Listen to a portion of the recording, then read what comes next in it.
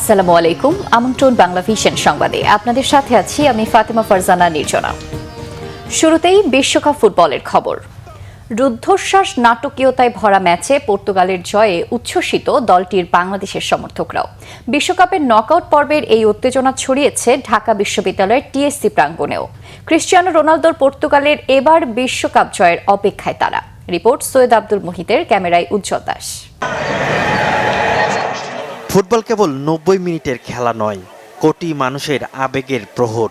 বিশ্বকাপ নকআউট পর্বে সেই আবেগে ছড়িয়ে পড়েছে ঢাকা বিশ্ববিদ্যালয়ের টিএসসি চত্বরে।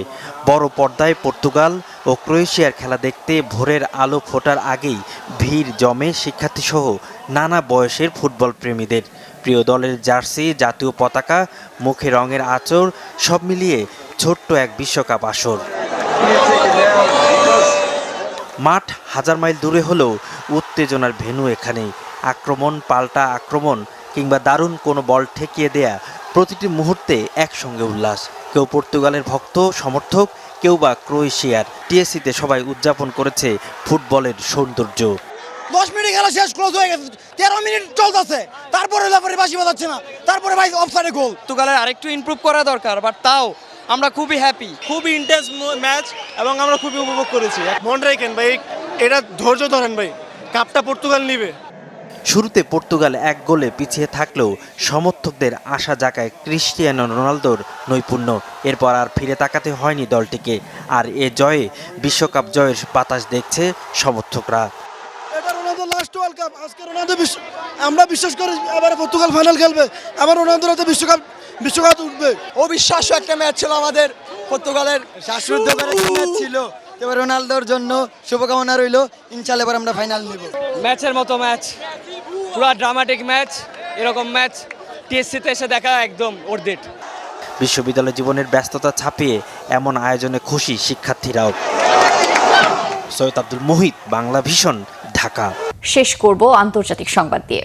ইরানের সর্বোচ্চ ধর্মীয় নেতা আয়াতুল্লাহ আলী খামেনি ও তার পরিবারের সদস্যদের জানাজা আর শ্রদ্ধার ধারাবাহিক কর্মসূচি শুরুর দুদিন আগে থেকেই শোকার্তদের ঢল নেমেছে রাজপথে।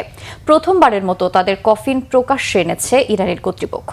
আগামীকাল থেকে শোক আর শ্রদ্ধায় আলী খামেনির শেষ বিদায়ের কর্মসূচি শুরুর কথা, কিন্তু বৃহস্পতিবার থেকেই রাজধানী তেহরানে জড়ো হচ্ছেন শোকার্ত জনতা।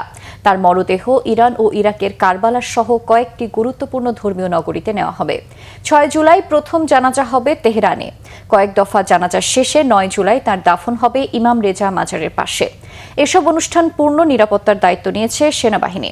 সেনা মুখপাত্র ব্রিগেডিয়ার জেনারেল মোহাম্মদ আকরামি নিয়া জানিয়েছেন, জানাজায় শরিক হতে বিভিন্ন দেশ থেকে ইরানে যাওয়া উচ্চপদস্থ কর্মকর্তা, ধর্মীয় ও রাজনৈতিক ব্যক্তিদের সর্বোচ্চ নিরাপত্তা নিশ্চিতে আকাশসীমা পর্যবেক্ষণ ও বিমান চলাচল নিয়ন্ত্রণ করা হচ্ছে। সর্বোচ্চ সতর্কাবস্থায় আছে বিমান ও নৌবাহিনী। ইরানের পররাষ্ট্র মন্ত্রণালয়ের মুখপাত্র ইসমাইল বাঘাই জানিয়েছেন, প্রায় 100টি দেশের রাষ্ট্রপ্রধান, স্পিকার, পররাষ্ট্রমন্ত্রী সহ সরকারের ঊর্ধ্বতন কর্মকর্তারা জানাজায় অংশ নেবেন। আর ইরানে ঢুকবেন 6 শতাধিক বিদেশি সাংবাদিক। গত 28 ফেব্রুয়ারি যুক্তরাষ্ট্র আর ইসরায়েলের হামলায় হত্যা করা হয় আলী খামেনি ও তার পরিবারের 4 সদস্য সহ 43 জন শীর্ষ নেতা ও সামরিক কর্মকর্তাকে। এই ছিল এখনকার মতো। পরের সংবাদ বেলা 12টায় দেখার আমন্ত্রণ রইল।